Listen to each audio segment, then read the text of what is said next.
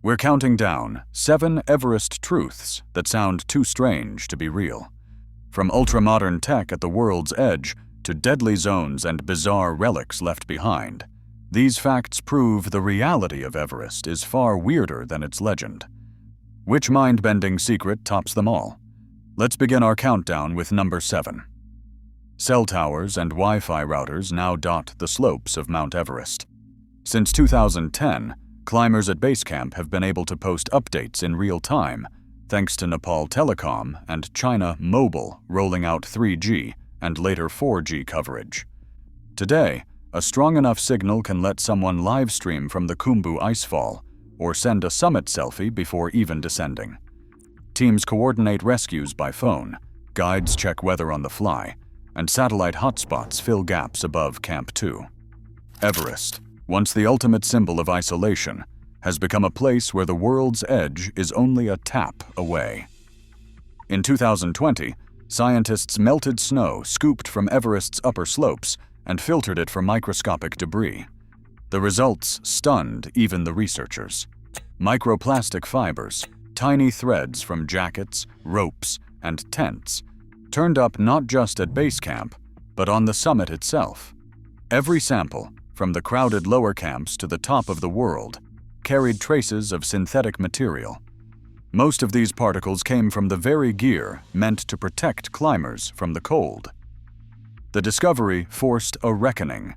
Even the highest, most remote point on Earth is laced with evidence of human presence. Everest, once imagined as pure wilderness, now ranks as the highest polluted place on the planet. When Edmund Hillary and Tenzing Norgay reached Everest's summit in 1953, the world waited for proof. Yet the famous moment went mostly unrecorded. Hillary snapped photos of Tenzing holding his ice axe, but none of himself. Whether by humility or haste, he left the summit with no self-portrait. This absence fueled a wave of doubt and rumor. Some skeptics whispered that the summit had never been reached at all, or that the photos were staged lower on the mountain.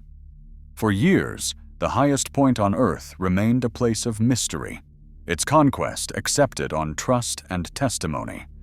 It wasn't until the 1960 Chinese expedition, and then the 1963 American team, that clear images finally showed climbers standing atop the world. These photos, decades after the first ascent, settled the debates and gave the public the visual evidence it craved. On Everest, even the truth sometimes waits for its own proof. On summit day, the upper slopes of Everest become a single-file line stretching into the sky. In May 2019, more than 200 climbers crowded the narrow ridge just below the top, waiting their turn as the wind howled and oxygen tanks ticked down. The famous photograph by Nirmal Purja captured a surreal scene, a human traffic jam in the most dangerous place on Earth. With only a few clear days each season, teams from around the world race to squeeze through the same weather window. Permits are issued by the hundreds, and guides push clients to keep moving, even when the route is already clogged. Every minute spent waiting at that altitude increases the risk of frostbite, exhaustion, and running out of bottled oxygen. That spring, at least 11 people died. Some collapsed in line, unable to move forward or turn back. The debate over how many climbers should be allowed each year reignited, but the queues continue. On Everest, the greatest threat isn't always the mountain itself, but the crowd trying to conquer it.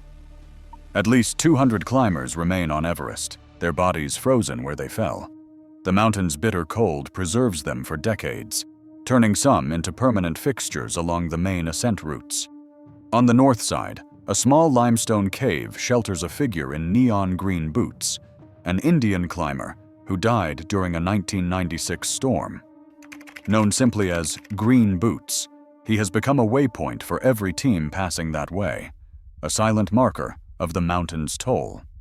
For many, the site is a jolt, a reminder that Everest is not just a place of triumph, but of finality. Removal is rarely possible. Above 8,000 meters, Even carrying a backpack can leave a climber gasping for air. The cost of retrieving a body can run tens of thousands of dollars, and the risk to rescuers is often too high. Some families request that their loved ones remain where they fell, believing the mountain was their ultimate goal. Others agonize over the thought of a relative stranded in the open, year after year. Each season, shifting winds and melting ice reveal more remains. These bodies are not just grim statistics, they are part of the landscape, a testament to ambition, risk, and the limits of human endurance. Everest keeps its history on display, and every climber who passes is reminded of what is truly at stake.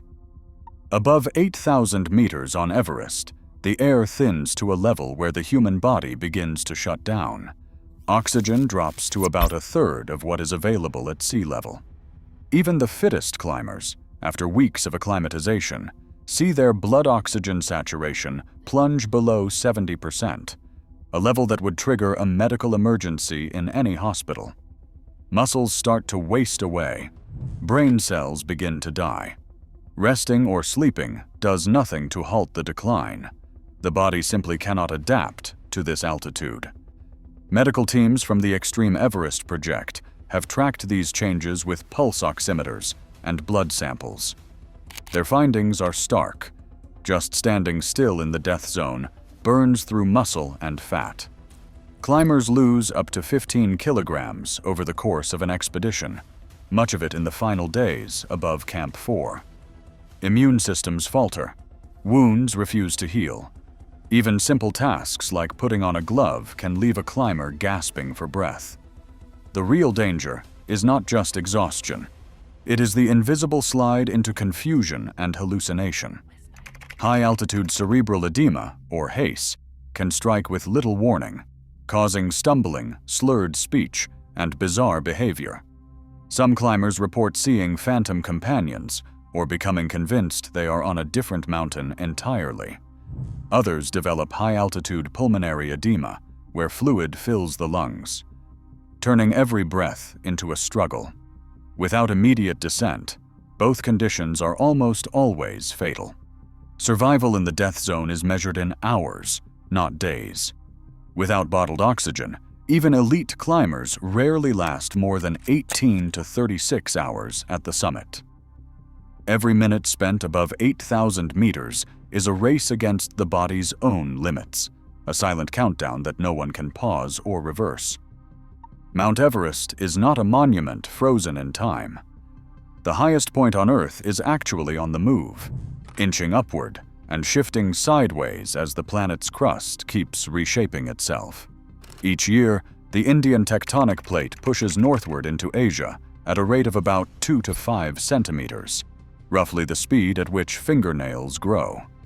This relentless collision crumples the Himalayas higher, driving Everest's summit up by about 4 millimeters annually. It's a process that began nearly 50 million years ago and still continues, unseen beneath the snow and rock. But Everest's motion isn't just slow and steady. In April 2015, a massive earthquake struck Nepal.